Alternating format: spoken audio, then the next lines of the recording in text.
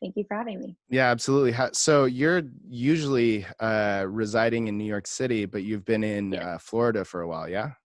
Yeah, I left New York probably about 2 months ago as of now. Hmm. And I've been in Florida, which is a lot better because I have a new puppy. I can go outside. I don't really know like what the situation is like in New York City right now, but hopefully I can return soon. Yeah, absolutely. I'm really interested to learn about, what you're doing to, stay afloat. I know that you have some evergreen Mhm. courses out and things like that. But before we get all Mhm. into all of that, I'd love to know what you were like in high school. So I know I watched some of your interviews and I know that you asked this question. I spent a lot of time trying to figure out like something really profound of like I was this really cool entrepreneur and like now I'm the same way. I think in high school there are some things that were similar. I wasn't popular by any means, but I had a good group of friends. I played lacrosse, which I tell my boyfriend now, and he's like, "There's no way you were athletic," but I was. Um, but I think really in high school, like I was really like insecure, relied on boys for external validation, just Mm, like the whole teenage you know strifes of being a teenager. right. And things are pretty different now. I'm definitely more independent, rely on myself for the kind of self actualization. Hmm. But it was funny because I was thinking of, I was asking my mom, I'm like, is there anything that you could think of when I was younger that like you knew I would be like an entrepreneur? And she told me that in middle school, I had this like electric pencil sharpener. And in the classroom, we had like one of those handheld ones on the wall. And I brought the electric sharpener into school and started charging my classmates for them to use my sharpener. And I got sent to the principal's office like multiple times and just still kept doing it. So I How guess much? it's kind of How much were you entrepreneurial. charging them? I think it was like 25 cents, something like that. Okay, that makes sense. Pretty expensive for That's super sharpening a expensive. pencil. 25 Yeah. cents for like 15 seconds. Like at the end of the day, you could really make like $500 or something like that, I feel like. Right? Yeah, I was killing um, it. what's interesting is, there's a couple stories of people who had like kind of entrepreneurial endeavors like that when they were in middle school and high school, but they always get sent to the principal's office, and Right? or they shut down the business. It's like, wait a minute, why wouldn't you take that opportunity to kind of like amplify that skill or that mindset? It doesn't make sense. Exactly. Exactly. Yeah, I was being innovative. I was just making things better for everybody? Do you remember who your date to the high school prom was? Your senior year? Oh my God. Oh, I think it was my first like real boyfriend. Yeah, that didn't end well. But that was my date, yeah.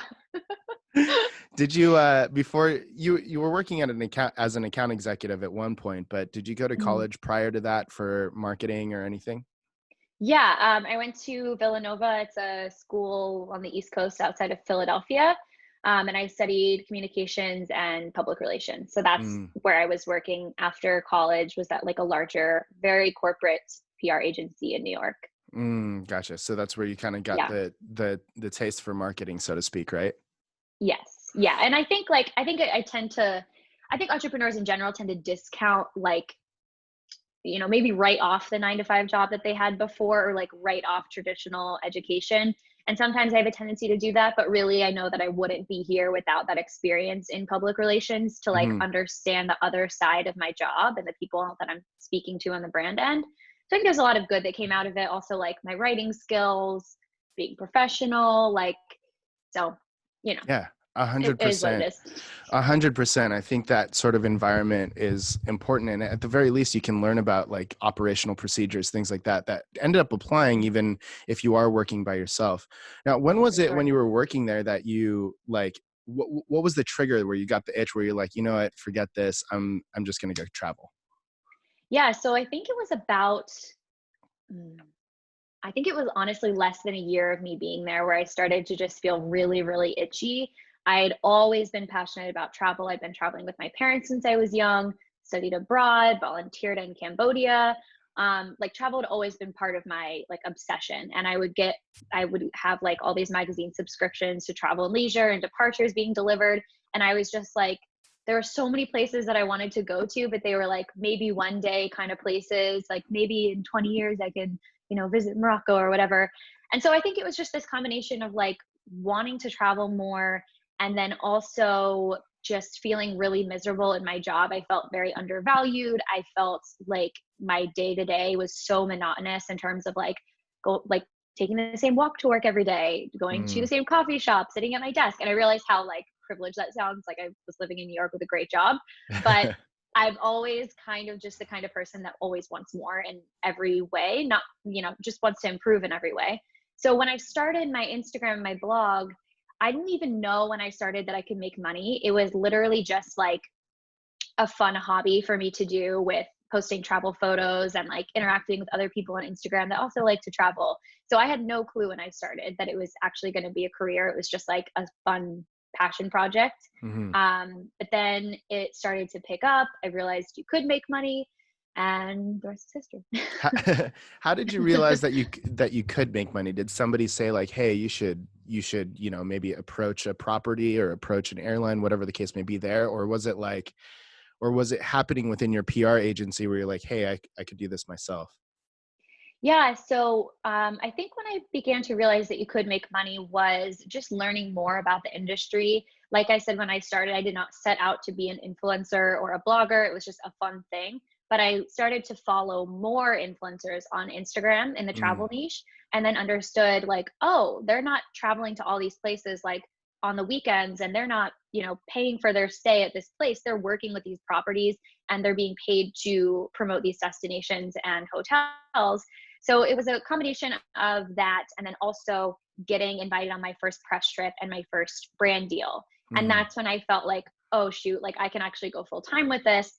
And it was actually what kind of led to me quitting my job. Was I was invited on a press trip with the Dominican Republic Tourism Board, and they wanted me to go on this press trip in like 2 weeks, that was for 10 days. And I was like, oh my gosh, this is my first like real moment of collaborating with a brand. I obviously can't just like take 10 days off in 2 weeks. Hmm. I think I had like 10 total vacation days, which is like corporate America. Um, so I had to make the decision to just quit, and it was terrifying. Obviously, I didn't really know, where my next kind of paycheck was coming from. Obviously, money's more inconsistent as an entrepreneur, as you know. Um, but yeah, that was kind of the moment that I left. So did the Dominican, you said it was with the Dominican Republic and a property out there, right? It was at the tourism board, The actually. tourism board. Okay, gotcha. Did they Yeah, reach out to you, or did you actively reach out to them? they reached out to me. I really wasn't like at that time. I think when I was invited was in early 2017, and I really wasn't doing any outreach myself then. Hmm. Obviously, I began to do that when I realized that I could, and encourage others to do that. But yeah, they had found me completely organically.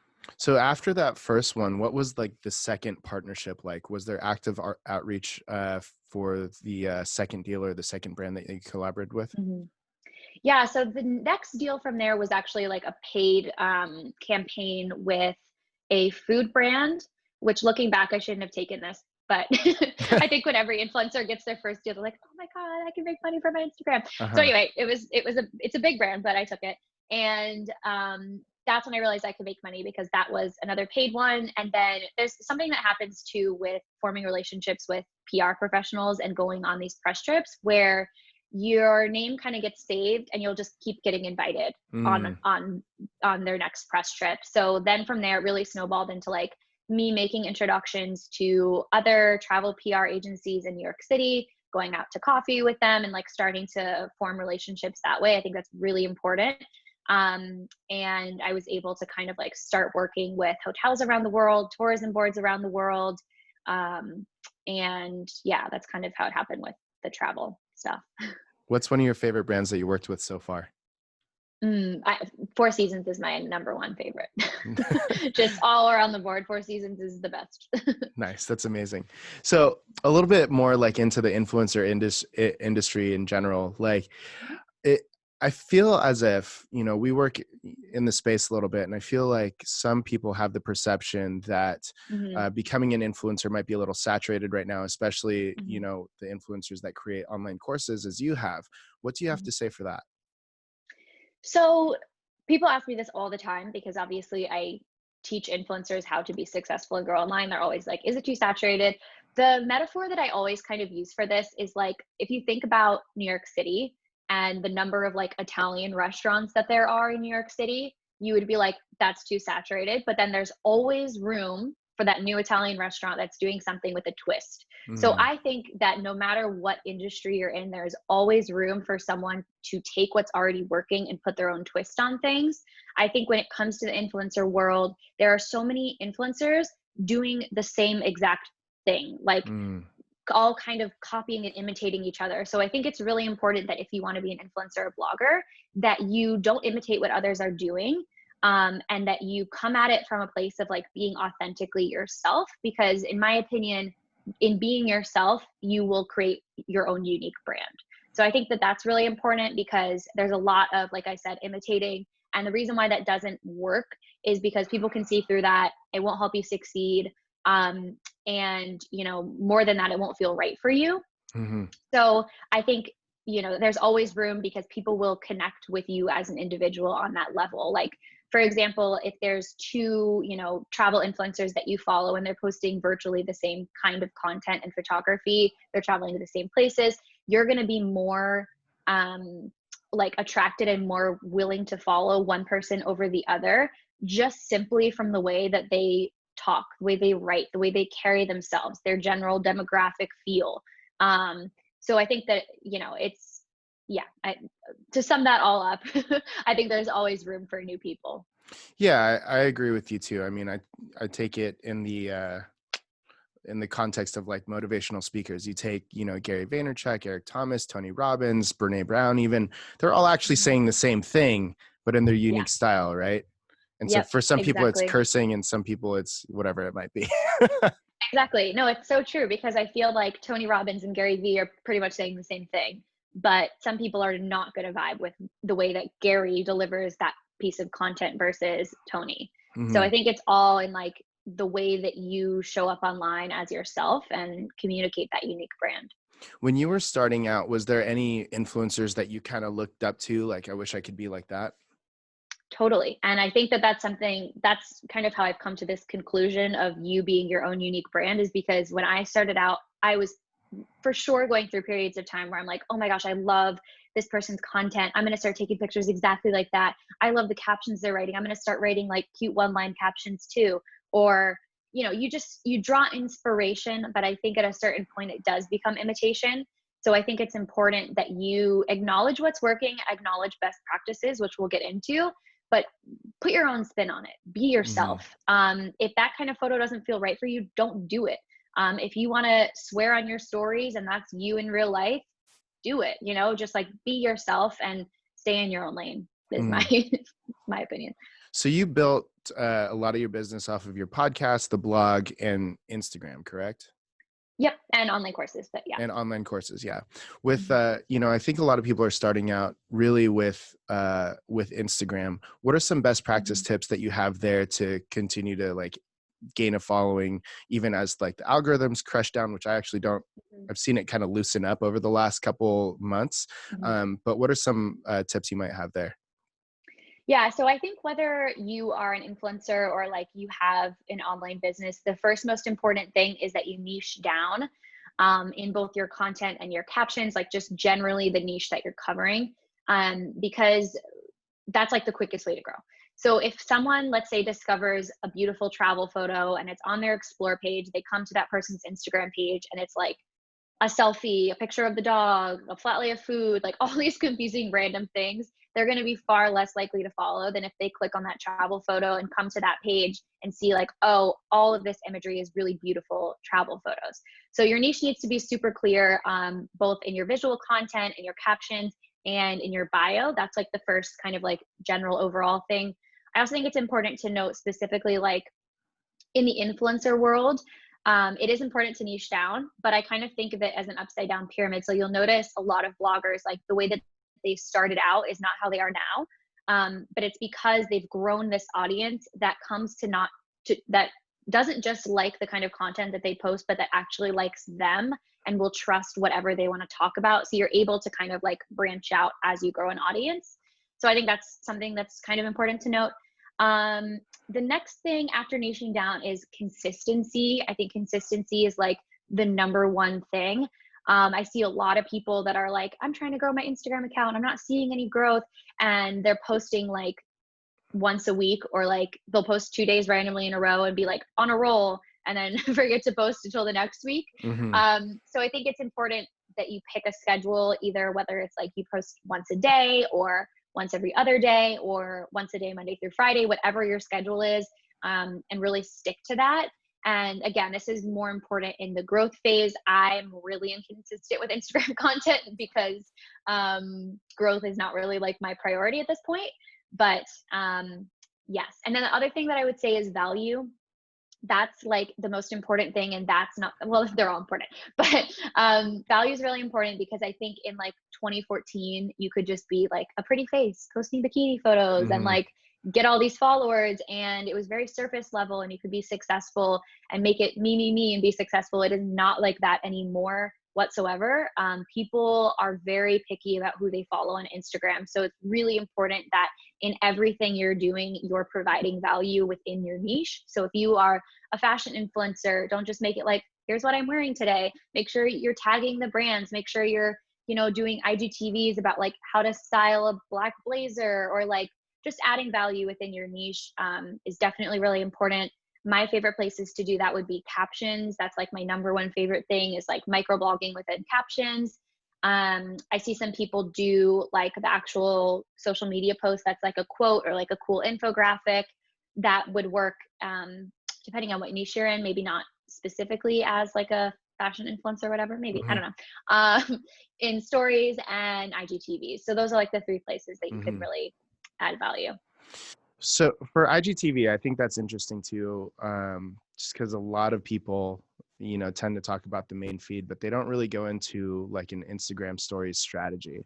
Mhm. Do you have any strategies for effective Instagram stories, consistency, content, things like that? Yeah, so I really like Instagram stories because you can plan it out far less. I think there's a lot more strategy that goes into your feed, for example, because that's not like an ephemeral piece of content. When people come to your page, that's what they're basing their follow on, is really your feed, and it's there forever. So stories I like because you have a little bit more freedom. My biggest recommendation for stories is to post every single day. If you can, or if you're comfortable, show your face every single day, talk to people, let them know what you're up to, show your personality. That's really where people are going to connect with you, is your stories. And then also utilize features like polls and the question box. The more of those things you can use, the better, I think, from like an algorithm perspective, and also just getting feedback from your audience.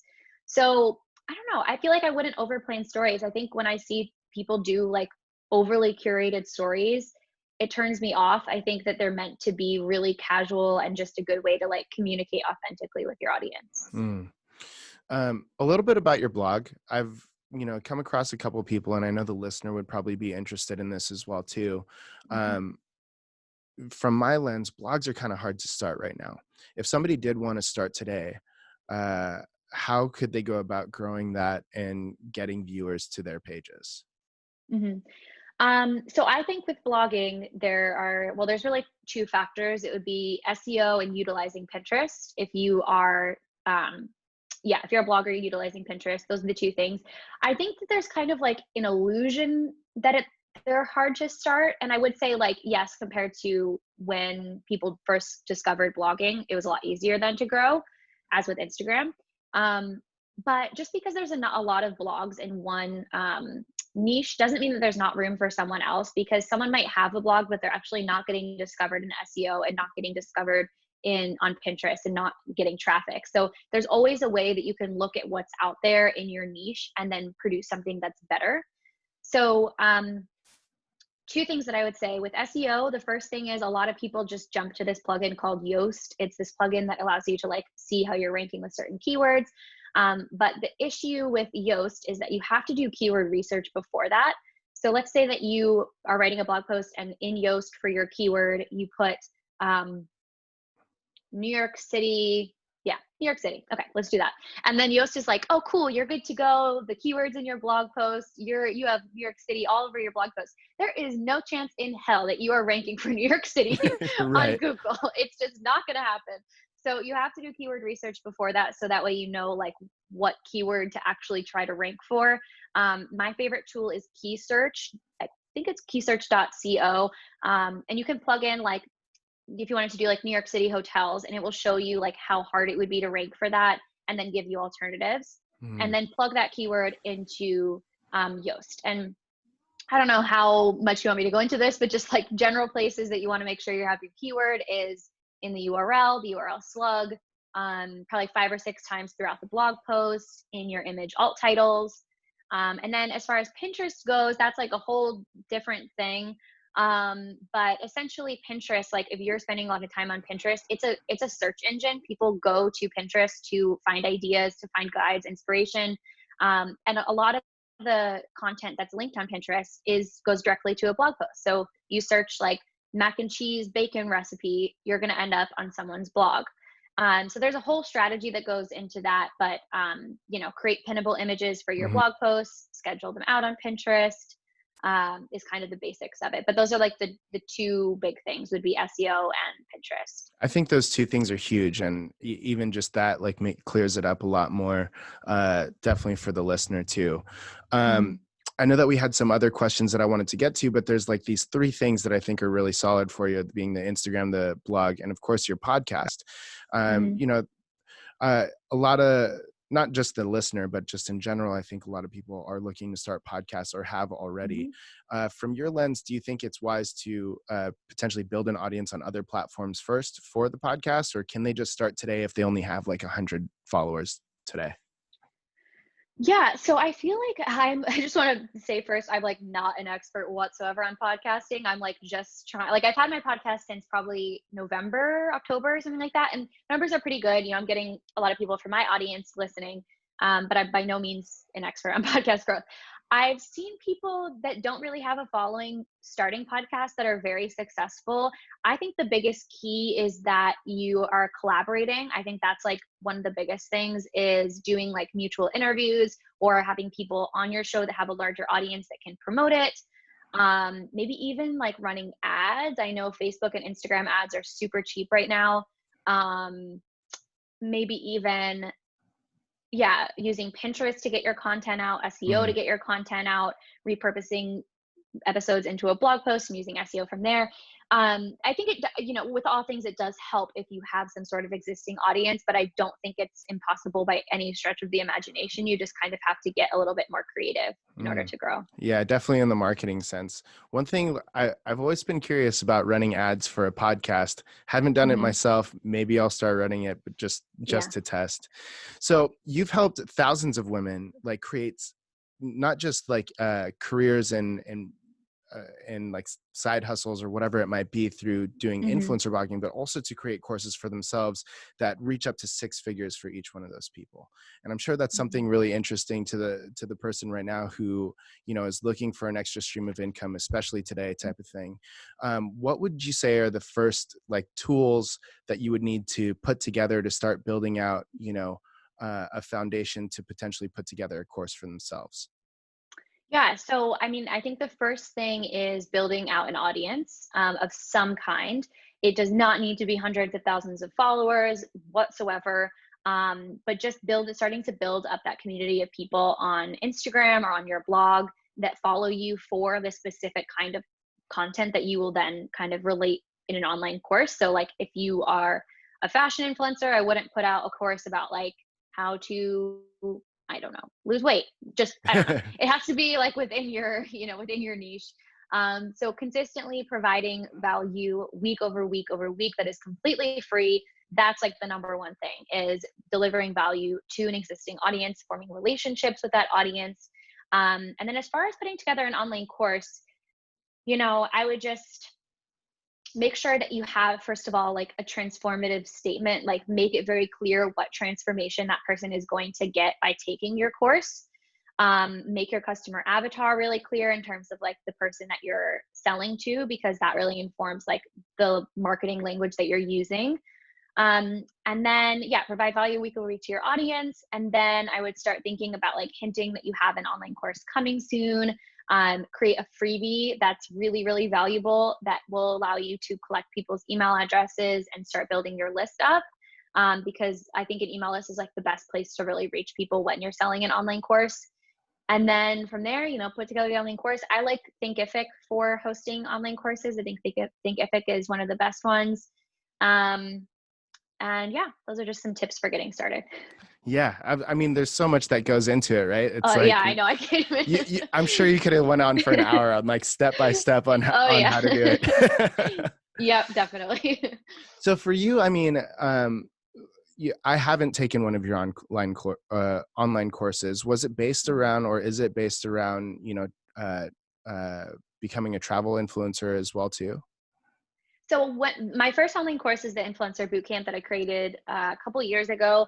And it started out that way, but I found that a lot of people were actually buying it that were like bloggers and other niches and getting results.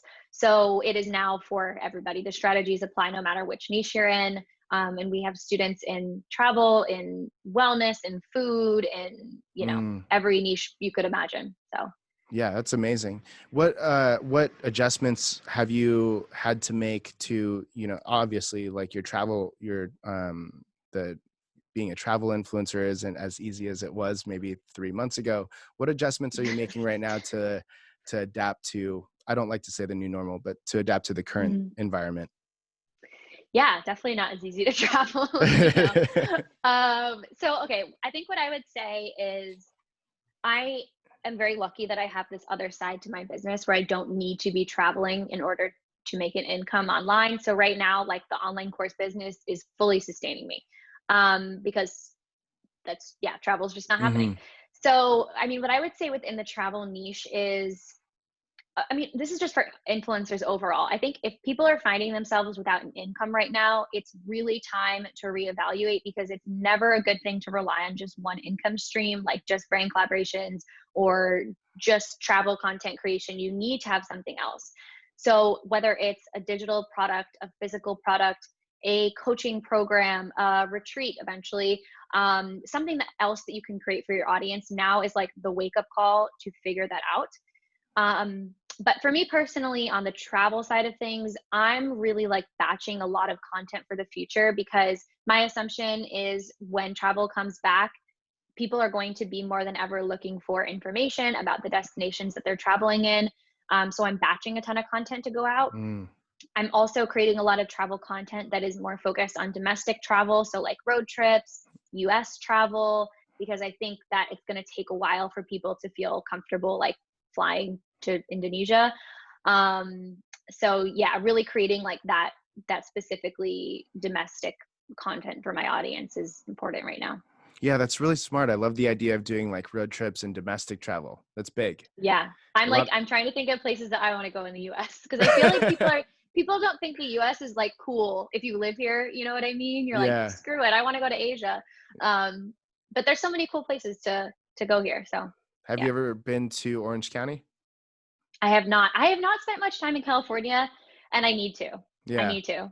it's But definitely actually one solid. time I went to LA one time and I liked it, but I was just kind of confused because people compare New York and LA all the time, and I just found them to be not similar at all. Like it's this No. LA versus New York thing. They're two different worlds. Yeah, 100%.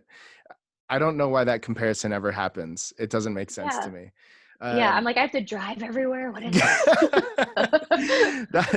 that is one of the big, like, that is one of my favorite. I hate driving. So we see some, well, when we could travel, we see some clients out in New York as well. And just Mhm. there's a magic behind never having to drive.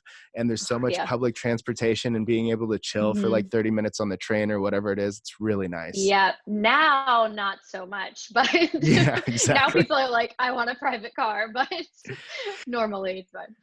You've already shared so much great information with us, and I think it's all really tactical. One thing that I really believe, and I know I didn't include this in the outline for you, but I think you have a lot to say about it. One thing that I really believe before getting started all of this is getting into the mindset that these things are actually possible for someone. Mhm. Um, do you have any strategies or thought processes that you have for the person just starting out, but they're kind of scared Mhm. that they're going to fail, or that there's not enough business Mhm. out there, whatever apprehension they might have? Yeah. So, I mean, I think that the number one thing is to just start, no matter how scary it feels, taking that first step. Because if you don't take the first step, you're not going to know what's going to happen. And you're not going to like have a chance at getting where you want to go if you don't just start. So I think that's the first thing is just like literally force yourself to start. Set up that blog, start posting on Instagram, just start. I also think that like, I think a lot of people feel like a lot of confidence issues that go into this whole thing. And I think what I would say is to like set yourself up for little wins in order to start gaining confidence in yourself. So whether it's like choosing your brand colors, getting your blog up, writing that first blog post, like little small milestones that you can hit, because every time you hit one of those, you start gaining more confidence to do the larger things. If I told myself 4 years ago that I would be hiring a team member, launching an online course, like doing these like seemingly huge things, I would have been like, hell no, because I had no confidence that I could even like write a blog post. You know what I mean? So Hmm. it's sort of like building these layers on layers in order to feel really good about the big picture and feel like, I can do this. I can do anything that I set my mind to. The other thing is that playing it safe is not fun. Like never for anybody. Like there's nothing good that comes from playing it safe. There's like some dumb quote and it's the biggest cliche, but it's my favorite thing. Like all the good things are on the other side of fear. All of them. So when you feel fear, don't be like, oh crap, this means I shouldn't do this thing. Obviously, I'm not talking about like jumping off a cliff, but oh crap, I shouldn't do this thing. That's not what you should be thinking. It should be, oh, this is the feeling that I get when I'm onto something really good. This is the feeling that something good is ahead. If I just like, hold hands with fear and walk into it. I think I'm kind of like adapting this book by, it's called Big Magic. For anybody listening, I forget who it's by. This guy, maybe Brene Brown actually, maybe. But Big Magic is like the best book ever. If you struggle with fear holding you back, it's so, so good. I love that. And I think that's really true is just, you know, setting up small wins. You don't have to hit a home run right out the Mhm. gate, right? It's kind of the Yep. biggest thing. So Yeah, because there's people get caught in like even like looking at your business or looking at mine and being like, oh my gosh, like it's this big thing that they like have out so many different parts and look how successful they are, but they don't see like the behind the scenes of like all the tiny little steps that got us here.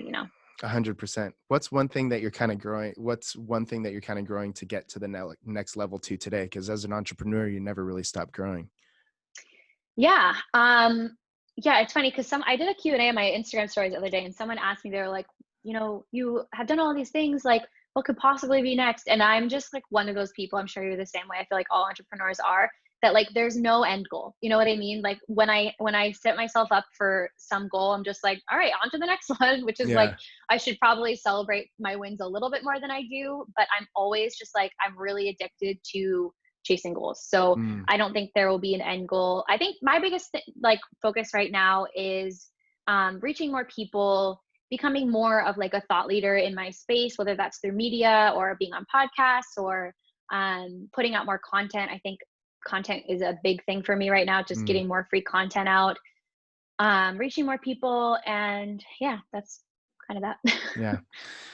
I think a lot of people, as the social media landscape kind of shifts a little bit, it hasn't been massive, right? We thought that Mm. Vero was going to be a thing for like 35 seconds and then it wasn't. Yep. Snapchat obviously kind of took a dive. I think that there's some Hmm. value there, but obviously TikTok has made a big rise, Yeah. especially during quarantine, right? So Hmm. from your lens, do you feel that uh, s- the influencer just starting out needs to be on TikTok, or even somebody who's already established, do they need to be on TikTok?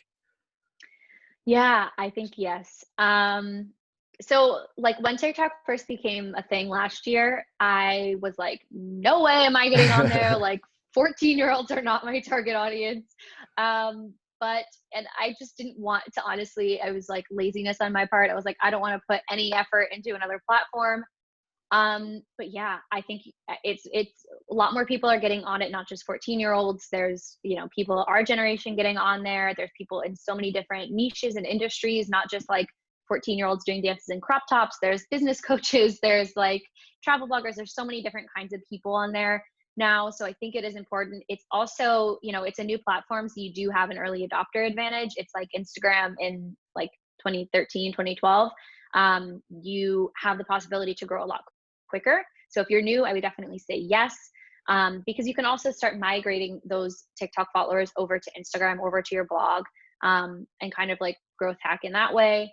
But yeah, I think it's really important. But one thing I do want to note about TikTok is that there's a lot of like trending dances and like trending videos and skits going around. I would say if you are interested in being an influencer or a blogger full time, that from the beginning you are creating valuable content that's specifically within your niche, like using the trending songs and things like that, but making it really targeted and valuable, like within the niche that you want to be known for. Yeah, absolutely. And what about, it's easy to get caught up in the idea that you can go viral really quickly there, right? Like my friend Yeah. accidentally got 1 million views. Yeah. I think one thing that's really important, and one thing that I believe that the listener struggles with, is what if only one person watches? What are your thoughts on that? I think it's a learning experience for sure. I mean, I feel like if you're getting one view or you're not growing as quickly as you want, or your blog post didn't get the traffic you wanted, it's all about kind of being like stepping back and objectively being like, okay, what can I improve on for next time? I would look at like, do research on what is doing well on TikTok. I also have like a very long blog post and also a podcast episode about TikTok growth that people can check out just for more like tactical tips that dive in. Mhm. But look at what's doing well. Like, I think keep value top of mind, use trending songs, use like the text overlays. Um, yeah. And it's so random too, though. The thing with TikTok is like, I think we had said this before, but like the thing that you think will do well never does well. It's the thing that you like just made casually and you're like, whatever, this is going to tank, that gets 1 million views. And when it happens, you're going to be like, okay, like what just happened? So, yeah, just learn from, what's working and keep trying. 100%. Well, Christina, thank you so much for everything that you shared with us today. Of course. If somebody that wants to find you or download one of your guides, where can they Mhm. find you? Yeah, on Instagram, I'm just at Christina Galbato. Website, same thing. My podcast is Her Life by Design. If you're looking to dive in more into like influencer marketing, into creating an online business, working remotely, there's a ton of good resources on the podcast. I also have a free class right now that's all about Instagram. It teaches how the algorithm works, how to use it to your advantage, how to write captions that provide a ton of value, how to kind of curate your feed to attract new followers. So that's like a totally free hour-long class. I can send you the link and you can put it in the show notes. And yeah, if you want to go to my website, there's a ton of stuff on the blog, and both of my online courses are on there as well. That's so amazing. And definitely we'll link all that up in the show notes for everybody listening. Last question of the day before we sign off. Of the 50 countries that you went to in the last 4 years, what is one place that you are really good on and never have to go back to? Oh, okay. Ooh, I know my favorite country. Let me think of one that I didn't like. Oh man. Oh, okay. Yeah. For the listener, you have to check out the YouTube video with the face of like, yeah, no, that place I'm good on. I have two actually. So I went on this like cruise for a press trip and we went to Latvia and Lithuania. You're okay. I'm good. Turkey is my favorite. I'll say that. I need to plug Turkey in. Turkey is my favorite country in the world. That's amazing. That's really cool. Thank you so much. To the listener, Thank you thank so you much. so much for your time and attention. We really appreciate it. If you loved the episode, we would dig a 5-star review. And if you didn't like it that much, feel free to stick it to us, but subscribe anyway, because we're going to have a ton of incredible people just like Christina Galbato back on the show. Thanks again, Christina. Thank you.